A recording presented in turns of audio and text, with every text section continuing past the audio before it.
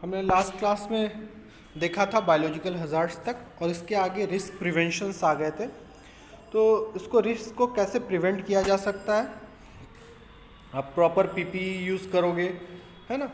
उसके लिए आपको क्या नॉर्म्स फुलफिल करना है, गवर्नमेंट का जो एक्सपोजर लिमिट है बायोलॉजिकल हजार्ड्स का उसको फॉलो करना है ना। Proper communication, proper awareness create करना है, वायरस बैक्टीरिया कौन सा कम्युनिकेबल है, कौन सा नॉन कम्युनिकेबल है।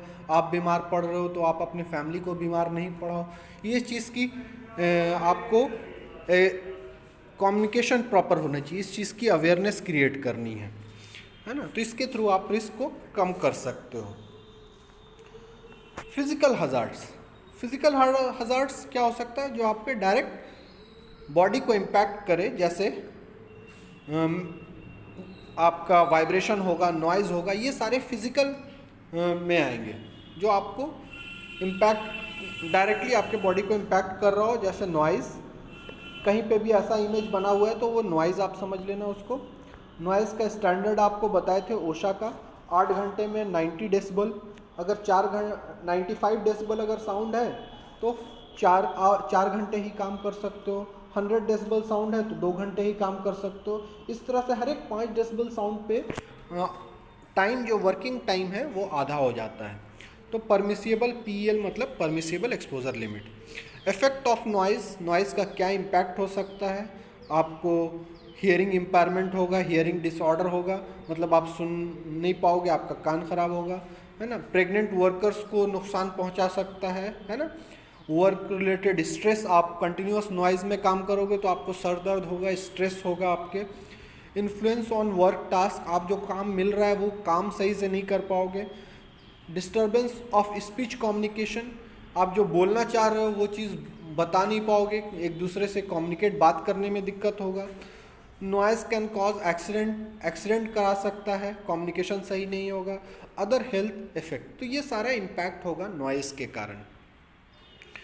हियरिंग प्रोटेक्शन, क्या क्या यूज़ कर सकते हो, आपको पहले भी बताए थे कि क्या क्या इसके लिए पीपीई यूज़ होता है। ईयर प्लग, देखिए आप ईयर प्लग यूज़ करना। ईयर मफ, ईयर मफ होता है जो बड़ा होता है, कान के ऊपर लगाते हैं हेडफोन टाइप से।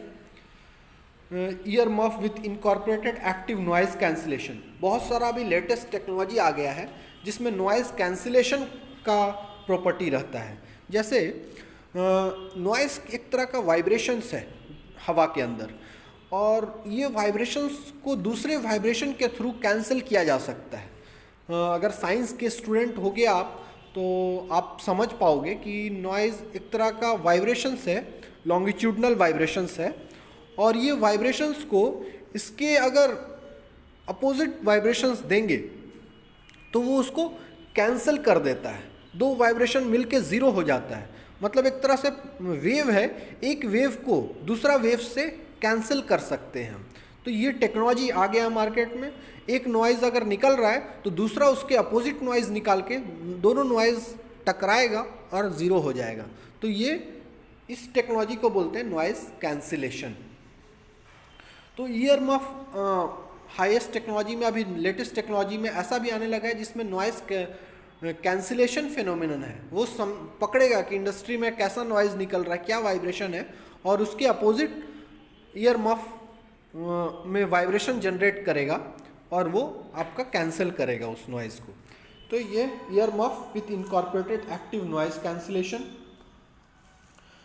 वाइब्रेशन, वाइब्रेशन सबको पता है क्या होता है, हमने मोबाइल का वाइब्रेशन देखा है कैसा होता है ना।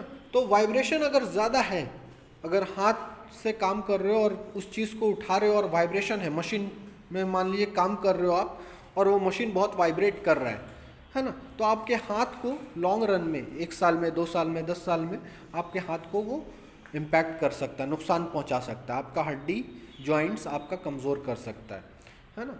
तो हैंड आर्म वाइब्रेशन हो सकता है या होल बॉडी वाइब्रेशन हो सकता है। होल बॉडी वाइब्रेशन क्या होता है, पूरा बॉडी आपका हिल रहा है। एक तो आपका हो गया जहाँ पे हाथ से जिस चीज़ को मशीन को पकड़े हो सिर्फ हाथ आपका नुकसान पहुँच रहा है, और दूसरा आप जिस प्लेटफॉर्म पे खड़े हो, जहाँ खड़े हो के काम कर रहे हो, वही प्लेटफॉर्म ही हिल रहा है, वो मशीन पूरा हिल रहा है जिस पे खड़े हो। और उसके कारण होल बॉडी वाइब्रेशन हो रहा है। तो हर एक चीज़ का लिमिट बना हुआ है कि कितना वाइब्रेशन आपको चलेगा। OEL हैंड वाइब्रेशन के लिए, OEL मतलब PL, सेम चीज़ हुआ। OEL मतलब ऑक्यूपेशनल एक्सपोजर लिमिट, या PL बोल सकते हैं, परमिसिबल एक्सपोजर लिमिट। तो हैंड के लिए 5 मीटर पर सेकंड स्क्वायर, इसका मीटर पर सेकंड स्क्वायर के टर्म में यूज़ करते हैं इसका यूनिट। होल बॉडी के लिए 1.15 metre per second square.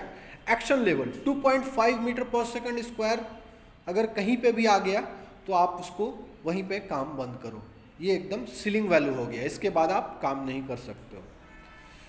0.5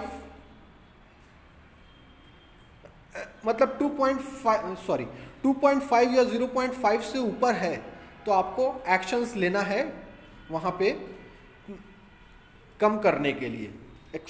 OEL तो हुआ मैक्सिमम, आप 5 मीटर पर सेकंड स्क्वायर तक काम कर सकते हो, लेकिन 2.5 के अंदर ही रहना सेफ है। हम पहले भी बताए कि जनरली रिकमेंडेड जो होता है वो आधा कर दिया जाता है ना, तो जितना है उससे आधा लिमिट में ही काम किया जाए ताकि हम हमेशा सेफ कंडीशन में रहें। अगर आधा से बढ़ते हैं तो कभी भी रिस्क हो सकता है कि हम उसके लिमिट तक पहुंच जाए और हमको नुकसान हो सकता है।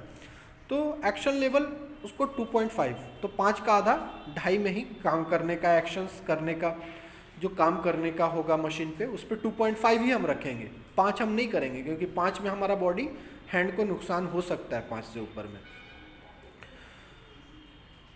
रेडिएशन, ऐसा कहीं भी इमेज बना हुआ है तो उसका मतलब रेडिएशन हुआ। 2 तरह के रेडिएशन होंगे, पहले भी बताए, आयोनाइजेशन और नॉन आयोनाइजेशन। ये इमेज में आप देखोगे समझ में आ जाएगा। ये विजिबल लाइट यहाँ पे है, हर एक के वेवलेंथ और फ्रीक्वेंसी के हिसाब से हर एक वेव डिफाइंड होता है ना। तो इधर अगर जा रहे हैं तो वेवलेंथ घट रहा है, इधर जा रहे हैं तो वेवलेंथ बढ़ रहा है, इधर जा रहे हैं तो फ्रीक्वेंसी बढ़ रहा है, और इधर जा रहे हैं तो फ्रीक्वेंसी घट रहा है। तो वेवलेंथ का उल्टा फ्रीक्वेंसी होता है। तो फ्रीक्वेंसी राइट साइड में बढ़ रहा है तो वेवलेंथ घट रहा है, फ्रीक्वेंसी लेफ्ट साइड में घट रहा है तो वेवलेंथ बढ़ रहा है। ये चीज़ आपको समझ के रखना है।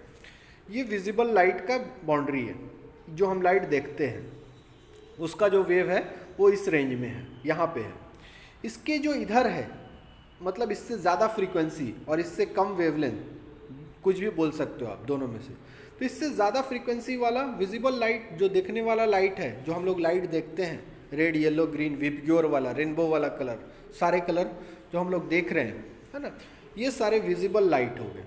ये लाइट से ज़्यादा फ्रीक्वेंसी वाले जो हैं वो एक्सरे है, गामा है ना, बीटा है, तो ये सारे यूवी है, ये सारे विजिबल लाइट से ज़्यादा फ्रीक्वेंसी है और ये ज़्यादा एनर्जी होता है, ये ज़्यादा नुकसान पहुंचा सकता है।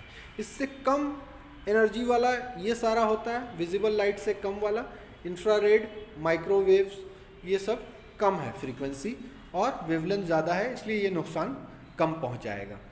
तो ये बताने का सिर्फ एक ही मकसद था कि विजिबल लाइट कहाँ पे है और इसके ऊपर फ्रीक्वेंसी वाला कौन सा है, इससे कम फ्रीक्वेंसी वाला कौन सा है।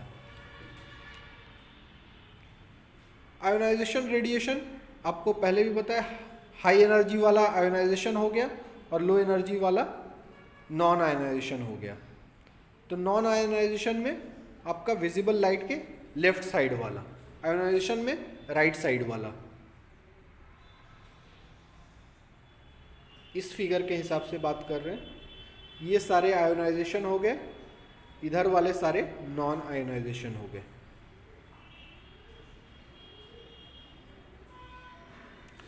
Control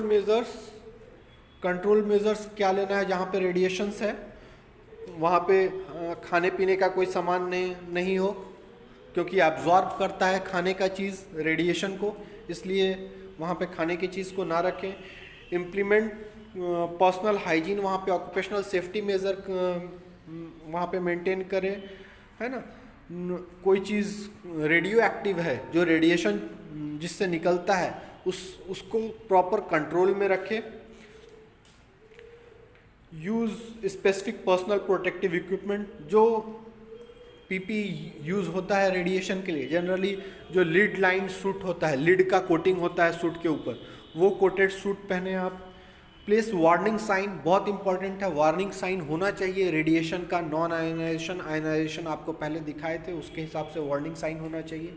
कॉर्डन off the area around the radioactive source, radioactive source के आसपास का एरिया कॉर्डन ऑफ कर दें, मतलब उसको आइसोलेट करें, है ना। तो ये सारे प्रिकॉशंस आपको लेने हैं। होप आपको ये लेक्चर्स क्लियर होंगे। Thank you.